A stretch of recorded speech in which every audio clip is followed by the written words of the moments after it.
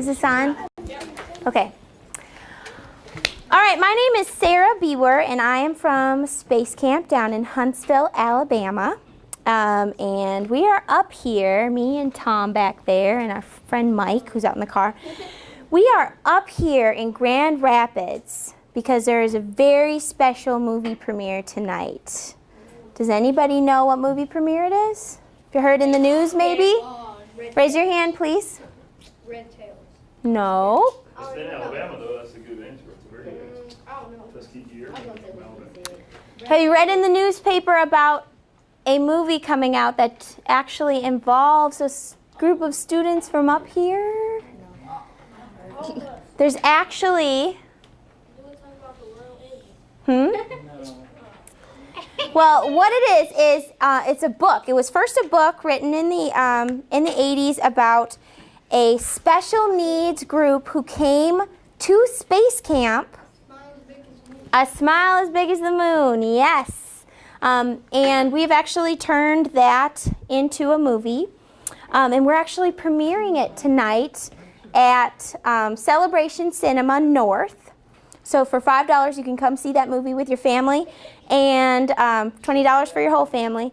Come see the movie about a group of students who got to come to space camp for the very first time. Now, back at that time, it was not common for special needs teams to come to space camp. At that time, only kids who were gifted and talented and very, very smart got to come to space camp. But there was a teacher who had a dream about taking his kids to space camp, and they happened to be special needs. And he fought for that dream, and he made it happen. So it's a really great movie, and it's going to be premiering actually on TV on January 29th at 8 p.m. on ABC. But if you want to see it before everybody else gets to see it, you can come tonight to the movie theater. Now, today... Proceeds from the money that that's right. goes to Special Olympics. The proceeds for that go to the Special Olympics, everything that is earned tonight at the movie theater. Now, we are here today talking to your school about what it's like to live and work in space. If you come down to space camp, you're going to spend a week down there, just like the kids in the movie got to. And you're going to come down all the way down to Alabama for a week. You get there on Sunday. You're going to get paired up with a team. You'll be with 16 individuals from all over the country and the world, and you are working together, focusing on teamwork, leadership, technology, okay? You get to stay in our habitat, which is what we call our dormitories. There's 7 beds in one room. It's modeled after the space station. You'll kind of see a little view of that in this video I'm about to play. And all of your meals will be together with your team in our cafeteria. You get to go experience astronaut training simulators like the multi-axis trainer. That's the one that spins you around in every different direction. MMU and 5DF chair are like floating in space, what that feels like. Then you get to experience what it's like to bounce on the moon. All of these simulators are at Space Camp. When you're not doing the simulators, you get to train to do a simulated space shuttle mission or a simulated lunar mission. So you're launching off into space, working with your team to get you up there and bring you home safely. You also get to build and launch rockets, which is a fun aspect of that if you've never done that before. Very fun. But one of the best parts of space camps is that you get to make these friends with kids who you've never met before, working really, really hard and spending every moment together for a full week. And you become really, really close very quickly. And you have struggles, challenges, but you work together to overcome that. Then on Friday morning, you get to graduate from space camp and you earn your space camp wings, which is where usually over the summer an astronaut will actually award you those wings. Very, very special. So I'm going to play this video. It's a little short clip on space camp. Then we're going to talk about what it's like to live in space. Anybody age 9. Can I close this? Anybody age 9 to 99 can come to space camp. The whole point is to immerse them completely in this experience of living and training like an astronaut. Guys, what's behind us? Recently we just learned that there's water on the moon. NASA's thinking about trying to go back to the moon. I think that's cool. You can be whatever it is that you like to be. I wanted to be an astronaut before I came here. pick it up, prep for the day, go to the cafeteria and have breakfast, and off they go. And their day might include astronaut training simulators. These are the simulators how astronauts, when they train, so like if they go in a spin, they can control themselves. So you spin in all different directions so you don't get dizzy. This is called the NFU's acronym for astronaut. Ready? I want to learn more about space, who has gone up there and what they have done. Today we have two very special friends, two astronauts. We had NASA Administrator Major General Charles Bowles, who they can look at and understand that these two went there. Challenges. Get one of these folks to go. We're getting ready to do the Bravo mission. Everybody has their own part. Captain, this is pilot. We are ready for the mission. There's mission control. T-minus 3, 2, 1. There's people inside the actual ISS. Yeah. You get to do a moonwalk. People that are actually in the rocket. Okay, ready? 2, go. At the end of the week, we have graduation. It's really a culmination of the week and acknowledging what the young people have learned. This team has earned their wings. I love being here. We know how to work together and communicate, teamwork, which is basically what space camp is.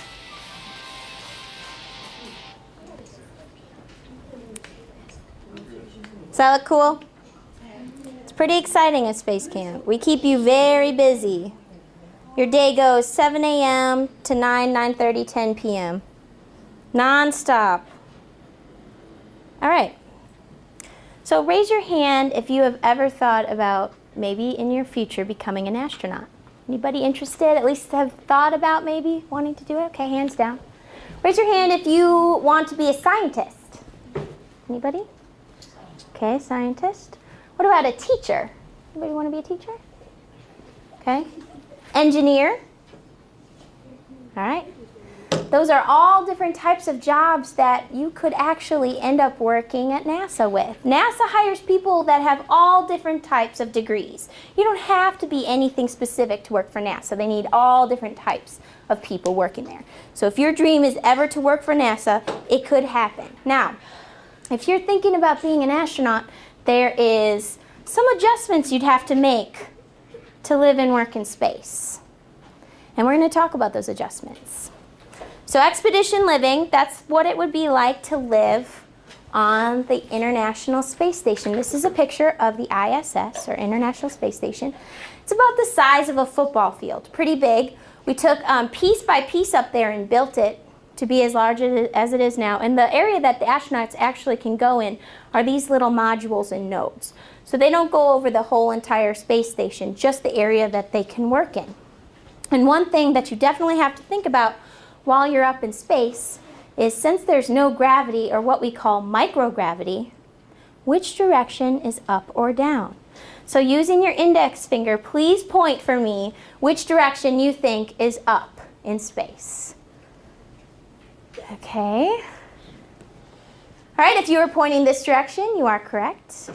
If you were pointing this direction, you are correct. In fact, if you were pointing any direction or no direction, you are correct. See, the definition of up is the opposite of down.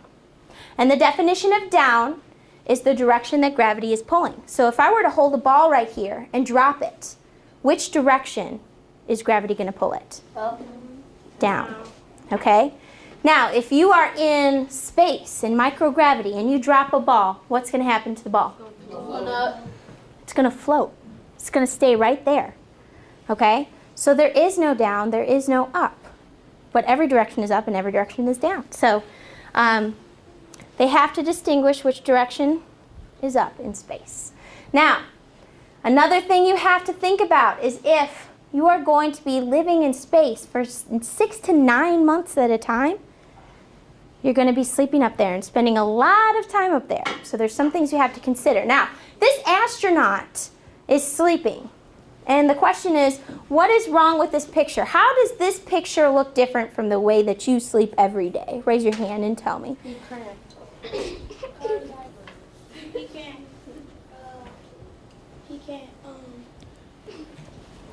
He don't got that much room. He doesn't have very much room. He is kind of cramped in there, yeah? Okay, over here? There ain't no bed. There's no bed. You're floating in space. You don't have to lay on a bed. It kind of feels like floating in water, okay? There's no pressure. It's really comfortable to sleep in space. Okay, what else is different? Maybe about his arms? No, they're floating. They're floating, right.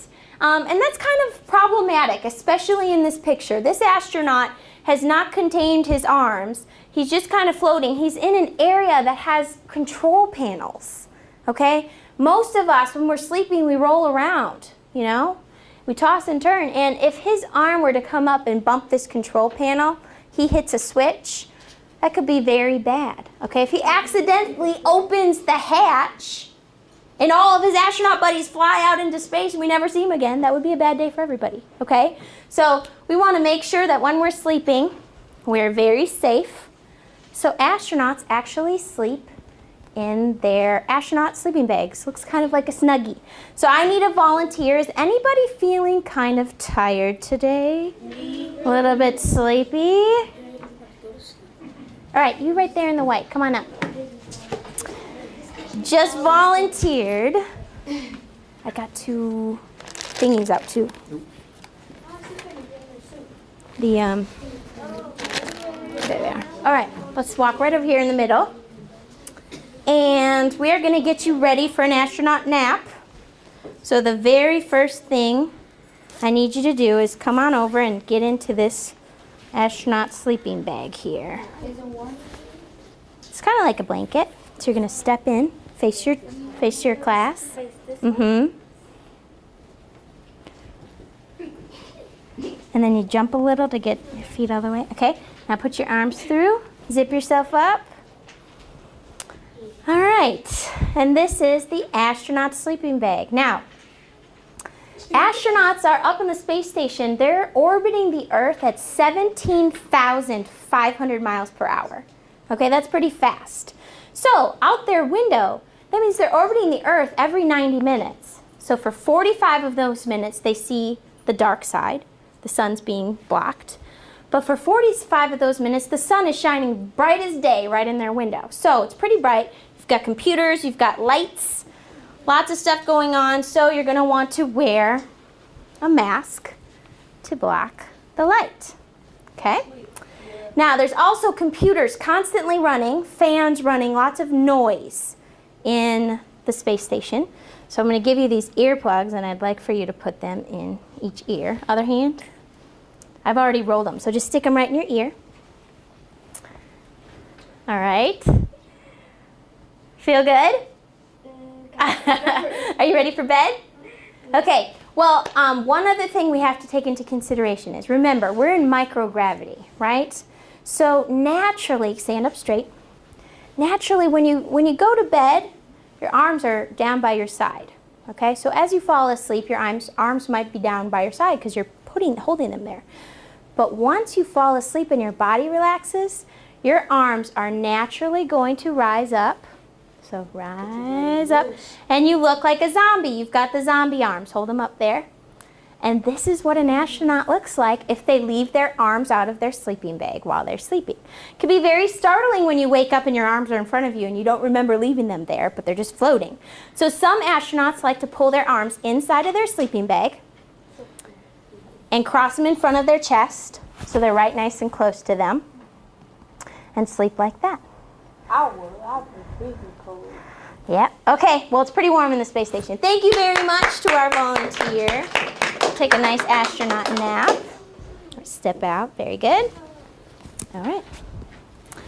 Okay, so sleeping. Now, before you go to bed, oh yeah, sleep station. So astronauts have their own crew quarters. They actually have their own room. While the space is very limited on the space station, they do have enough room just to have their own place.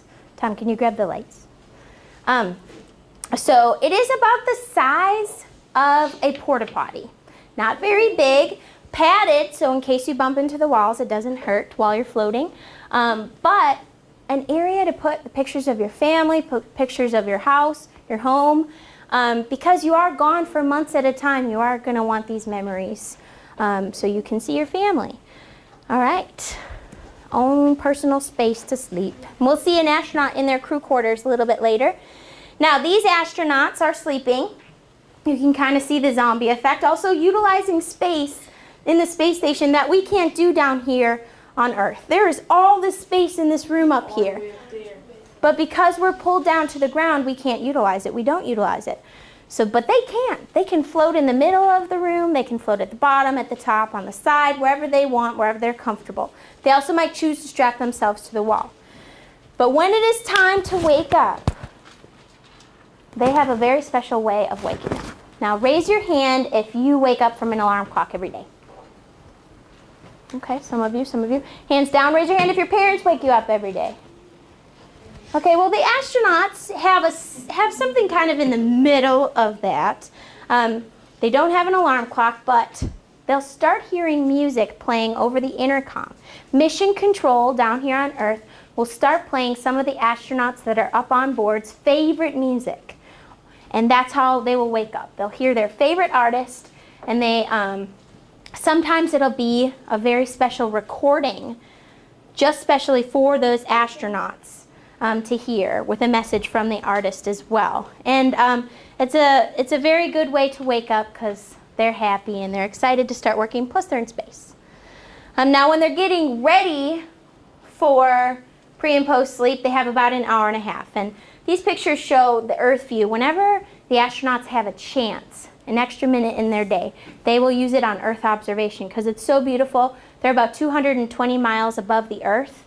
So what they can see out the window is if you were to hold an orange up to your nose and look at the orange, that's about what they can see of the Earth, what you can see of the orange up to your face. So they can see a very beautiful view. But mostly in that time, they're going to be getting ready for either the day or for bed. And one thing that you are going to do when you are getting ready for the day or getting ready for bed is shower. Raise your hand if you think you can shower in space.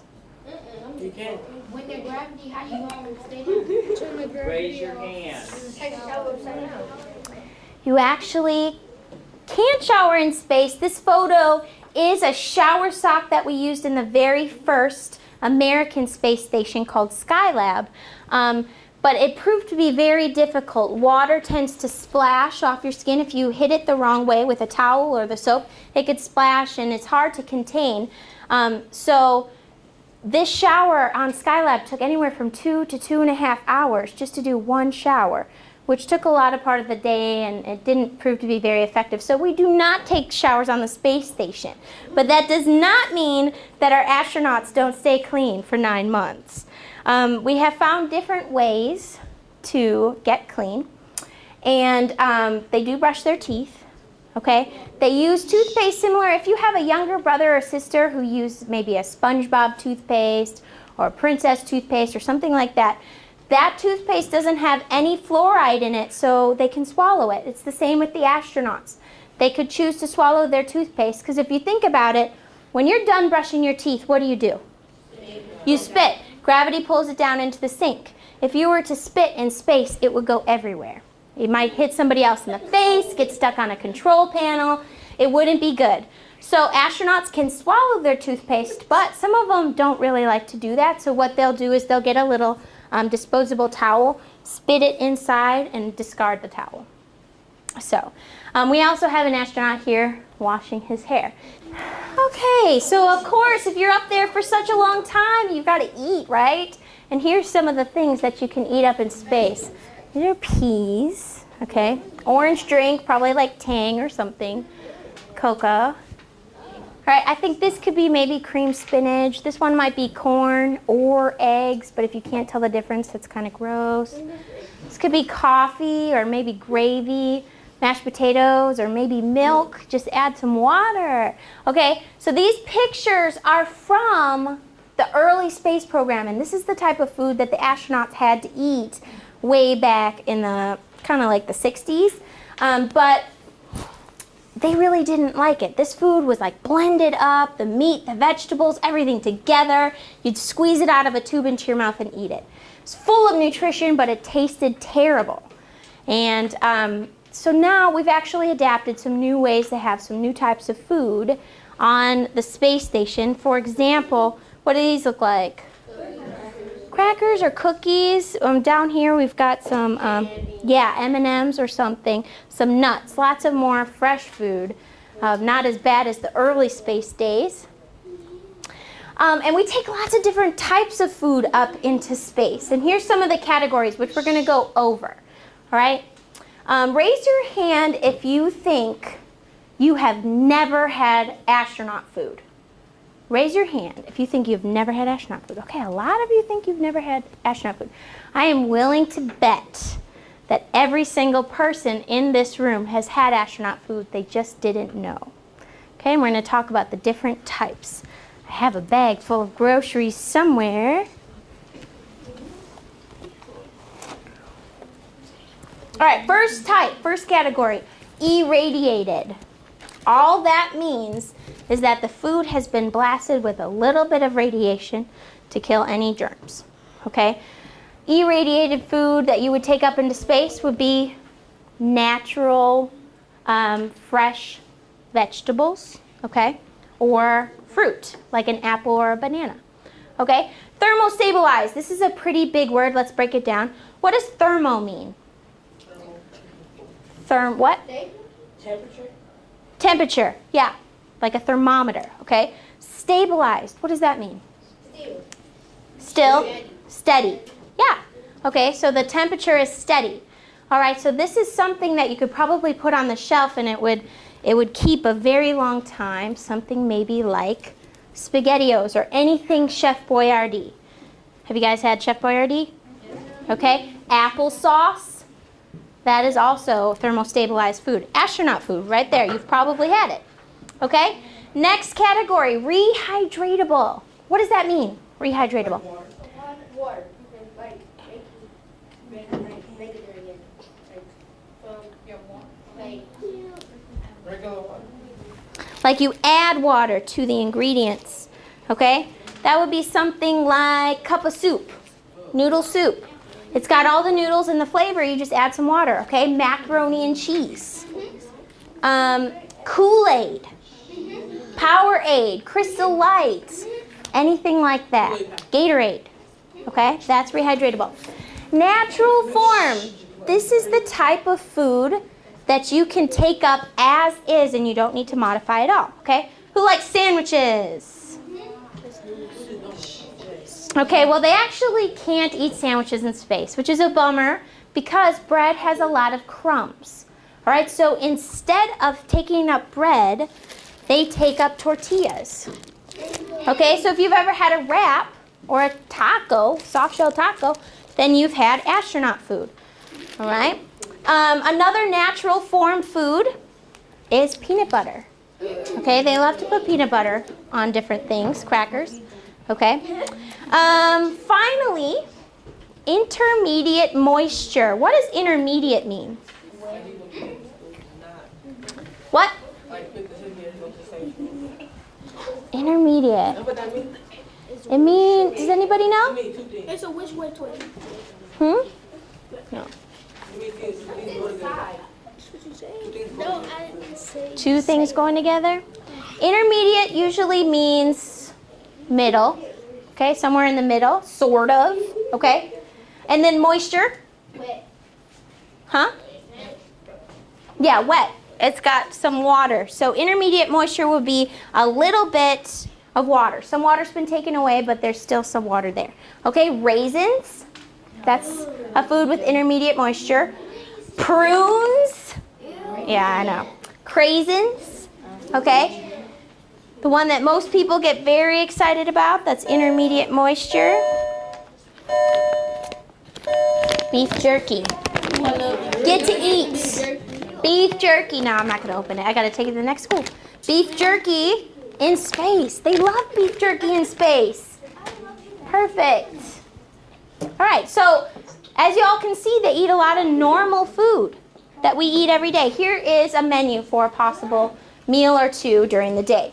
All right, buckwheat gruel. I've never heard of that. Okay, Vostok cookies. Sounds a little strange. Cow milk as opposed to sheep milk or goat milk, and beef jerky. Does this meal sound American? No. No, it's Russian. Remember we said it's the International Space Station. We've got people from all over the world who go up and fly on the space station. So this is a Russian meal. Buckwheat gruel is kind of like oatmeal, okay? Vostok cookies, that's just a type of cookie that they eat. We've got milk and we've got beef jerky, all right? Sounds like kind of a typical, except for the beef jerky. I wouldn't eat that for breakfast, but I know a lot of people who would. Okay, then for lunch maybe, macaroni and cheese and a tortilla. Fruit cocktail, that's just like a fruit cup. And then lemonade. These meals are very similar to what we eat every single day. Okay, let's try to save the questions for the end. All right, now meal preparation. Remember, they have 2.5 hours to prepare their meals and eat them. It actually takes a lot of time because you've got tons of different bags. If you're preparing a meal, everything is separated. You have to get it together. Plus, you have no gravity, so you can't just set it on the table unless you Velcro it down. There's Velcro all over the table. And you can see they've kind of got something that looks like meat, probably in like a tuna can. Very similar. And then it's time. That's how they heat all their food up, right there, a little microwave type. For dinner time, they love their meal times. Mission Control knows not to bother the crew during meal times because they're not going to respond, and it's the time for them to bond together. This is not only the station crew, but one of the shuttle crews together. And they've got all their food held down, and they also have to hold the table down. Okay, in case somebody bumps it, which we'll see later, they don't want everything to go flying, including the table. So, very fun for them to be eating. All right, name that snack. Raise your hand and tell me what you think they're eating right here. Gummy worms. Gummy worms, okay. What about this one? Apple. An apple. Okay, what's this? Grape. Grape? What's that up there, the red one? A cherry. Okay, any other ideas what these two could be? Pop-Tart. Raisin. A berry. A berry. Very good guess. This is actually grape juice, and that's fruit punch up there. What happens is when liquids come out of their container, they cling to themselves, forming a ball. So that's juice. So is that still coming out of the container. Very interesting. We're going to see what water looks like in space in just a minute. All right, now raise your hand if you can't live without soda. Okay, I've got bad news. You probably wouldn't want to go to space then, because they do not like to drink soda in space. They took it up, both brands, Coke and Pepsi, and astronauts found that after they drank soda, they had a really bad stomach ache. If you drink soda fast down here, what happens? You burp. Okay, you've got bubbles that want to try to escape. In space, those bubbles have nowhere to go, and it can be very, very uncomfortable. So naturally, the astronauts will want to burp to feel better, but when they do, usually everything else that they ate that day comes out with that burp. So they get a little sick and throw up. So unless you want to drink flat, warm soda, you're probably not going to drink soda in space. Flat and warm? All right, now next we're going to talk about space sickness. What happens when you do get sick in space? And this is astronaut Mike Mullane.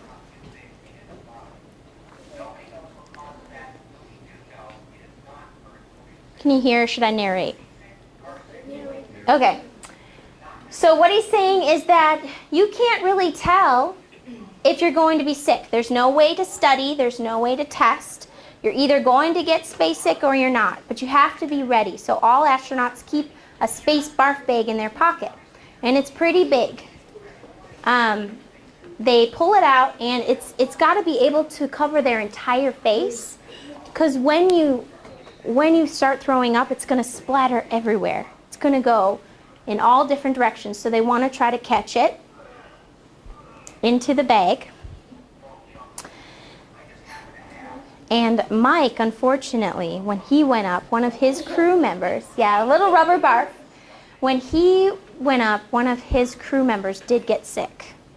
And they did not contain the vomit. So it was floating all around the orbiter. and it actually, that's vomit, actually hit him in the face. Somebody's vomit hit him in the face. So pretty gross. Not an exciting part of going into space, but something you need to be prepared for, be ready for. All right, now, when you're in space, your body's going to react, and it's kind of going to be a little bit weird. But when you're down here on Earth, this is what a normal human body looks like. But when you first get up into space, all of your fluids are kind of going to stay in your upper torso region and your face. So we call it the puffy head bird leg syndrome because your legs have less fluid in them. Once you get kind of used to microgravity, it'll shift a little bit. You'll still have somewhat of a puffy face. But when you get back to Earth, it'll be perfectly normal. You will adjust back. You also grow a couple inches in space. So if you wish you were taller, all you have to do is go to space and you'll stay a few inches taller until you come back to Earth. So, yeah, Tom, he stayed in space way too long. That's why he's so tall. All right, now, of course, these astronauts, they're having a lot of fun while they're up there. However, it is their job to be in space, so they are working while they're up there. Normal standard things like keeping up with the space station maintenance and stuff like that, part of their work. They call that housekeeping, sorry. And they get to do really cool spacewalks. We call them EVAs, or extravehicular activities. This one happens to be on the remote manipulator system, or the Canadarm, manufactured in what country probably? Canada, right? And they get to go out of the spacecraft in their big white suits and either repair a satellite, fix something on the space station, or something like that.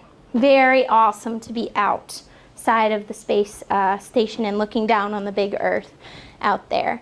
They have to make sure they're always connected in some way, tethered. It's kind of like having a leash connected to the craft so you don't float away forever, or be strapped into either their own personal like Canadarm or one of their own rocket packs, which we call an MMU.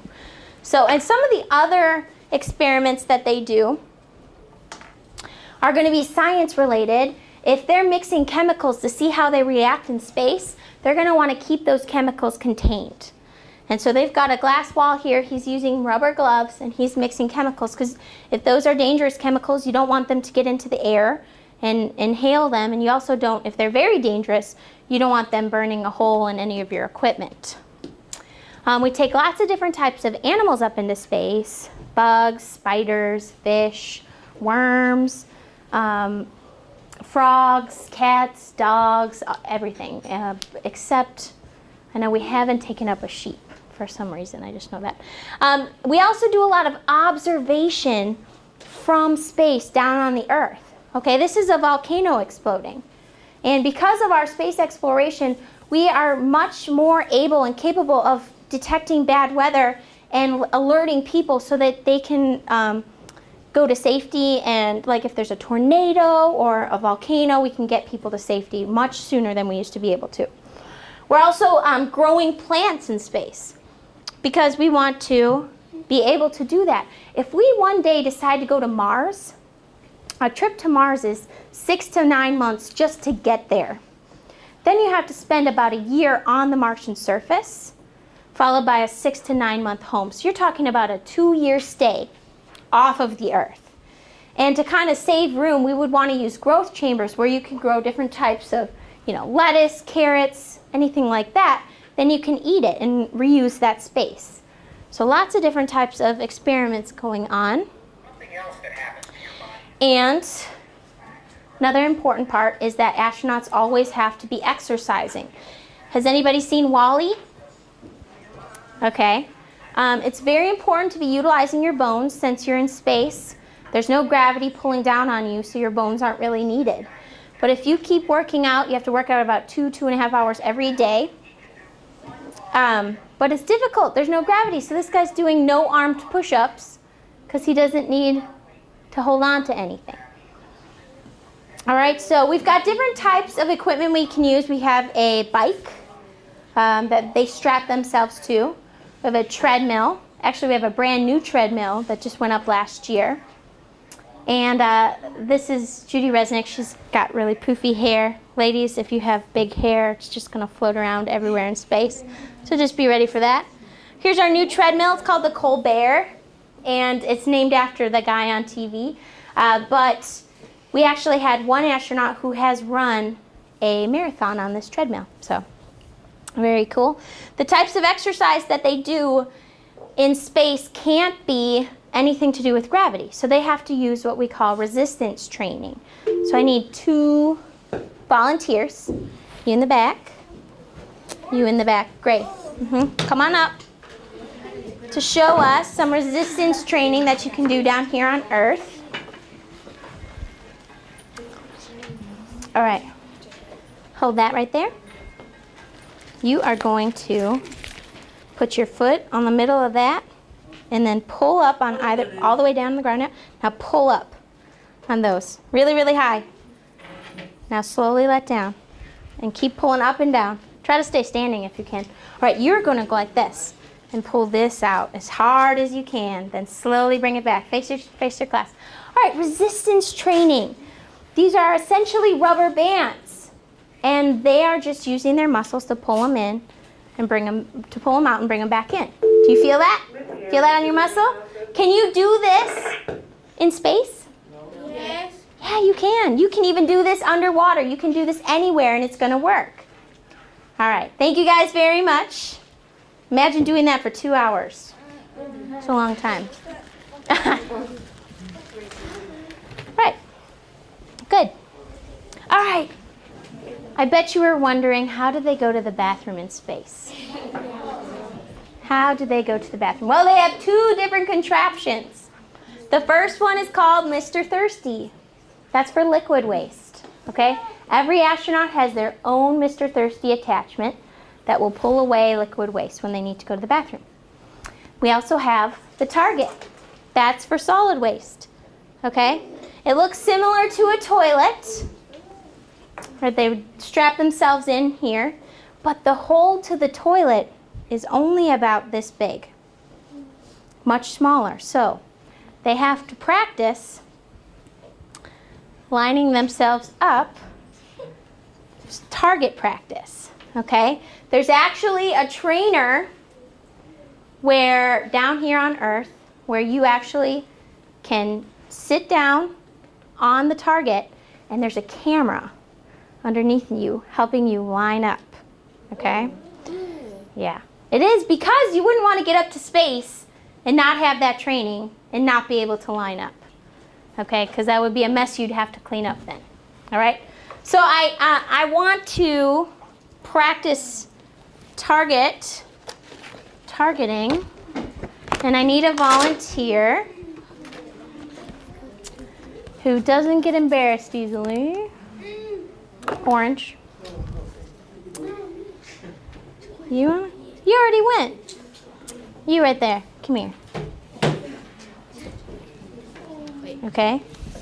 So you're gonna put this around you like this? Yeah, you volunteered. Put that around. Grab the straps. Line it up. Here, come stand right here so we all can see. Oh, so they all can't see. Okay. Let me see. Is that lined up a little bit? All right. Okay, now you need to seat yourself on the target and line up the best you can. Once you sit, just let go of the strings. Okay, let go. Let them off. Let them off. Stand up. And let's see how he did. Okay, does anybody think they could do a better job? The white, come on up. It's not as easy as it looks. You can sit down, buddy. It's tough. Put that behind you. You can just hold on to the strings. Just line it up where it needs to be. Okay. And then line yourself up on the seat. Okay, let go. Stand up. Let's see how you did. Oh, hold on.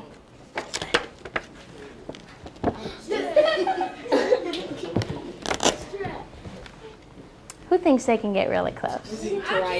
Come up here. It's not as easy as it looks. It's a very small target. Okay. All right, so you're going to put that behind you. Line it up. You want that way lower. Wait. Okay.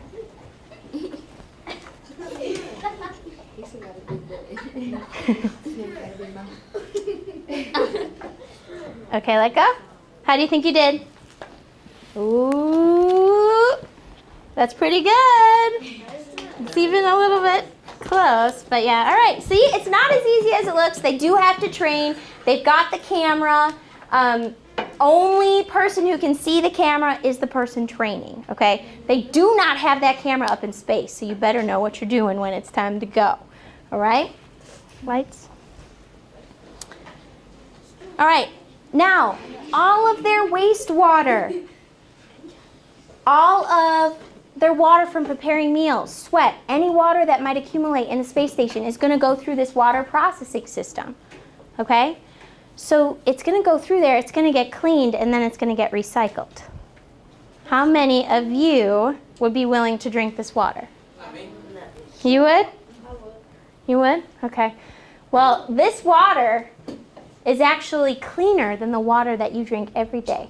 This is NASA water. Okay, they're cleaning it, they're recycling it, and it's not any different from the water that you drink every day. We have water treatment plants all over that clean up the water, and you end up, they come to your house through the pipes, and you end up drinking it. So, same thing.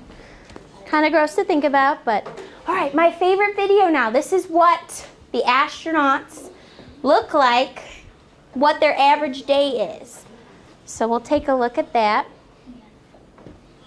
Like I said, they love to look through the Earth view when they can. And they are spending 2 hours a day exercising. Things just floating around. Okay, now they're moving some of their equipment around the space station. All they have to do is push it the direction they want it to go.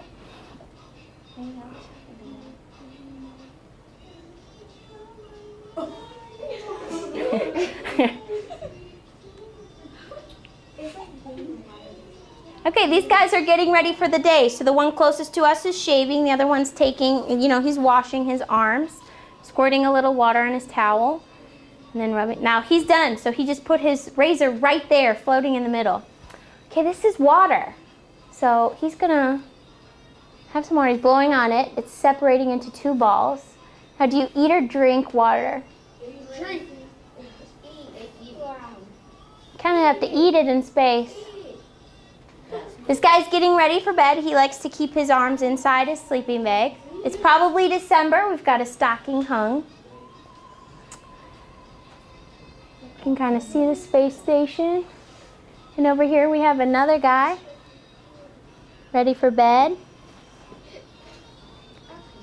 Now, getting from A to B. You don't walk because there's no gravity, so you get to kind of just float through the space station, flying almost like.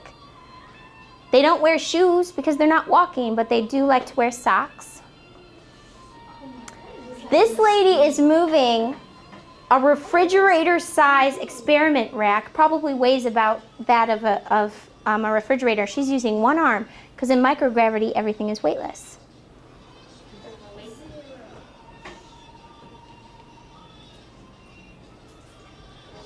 Now this is mealtime.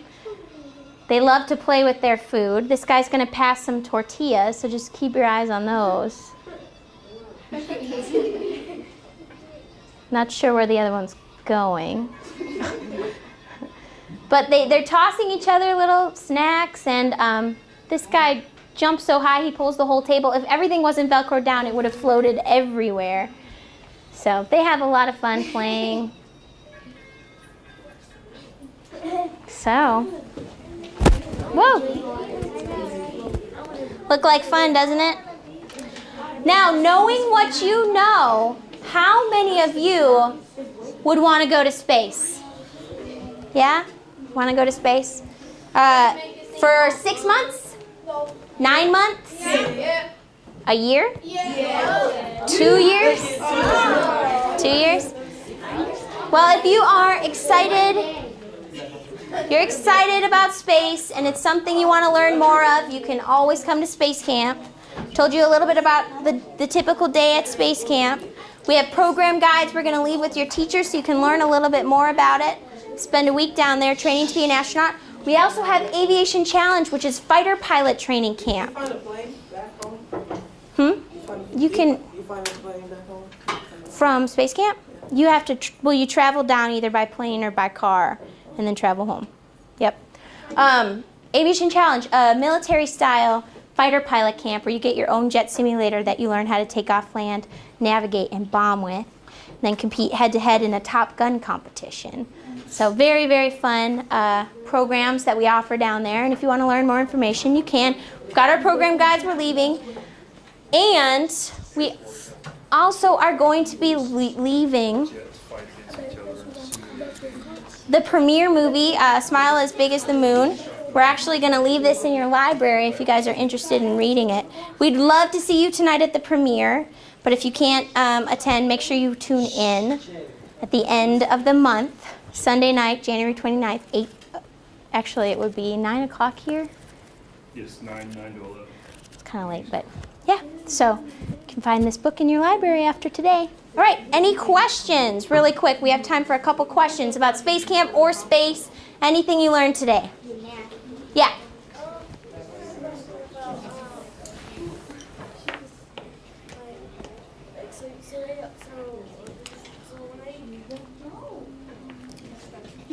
Okay. I don't understand how they will put on the clothes if it's so there's zero gravity. How they would put it on? It's something you have to get used to. It's definitely a different feeling, but you still pull it over your, the same way you put it on here, it's just going to be floating, So, yeah, it would be tricky, absolutely. In the back? How can you get taller? Huh? How can you get taller in space? How do you get taller? Well, since gravity's not pulling down on you, your spine expands, usually about 2 inches. So it's just because your bones are spread out a little bit, makes you a little bit taller. When you come back to Earth, you should be your natural height again before you left for space. If you're not, if you don't go exactly back to the height you were, you can't fly with NASA again because it's not safe. All right, question? How come you always have to stay there for a long time? How come you have to stay in space for a long time? Well, you don't have to stay in space for a long time, but we have flown so many missions that we're able to, and we have our crew stay for that allotted amount of time to do experiments, and that's just the typical time. The first American who went into space only flew for 15.5 minutes. So we've actually come a long way. It took 3 days to get to the moon. So, all right, last question. Yes, space camp does cost. Depending on the time of year you come, we're open year-round. We have Christmas break camp, we have spring break camp, and summer camp. But we do have scholarships available online. If you're interested, you can apply for a scholarship and possibly get, for camp. You should be listening. And you can come for free.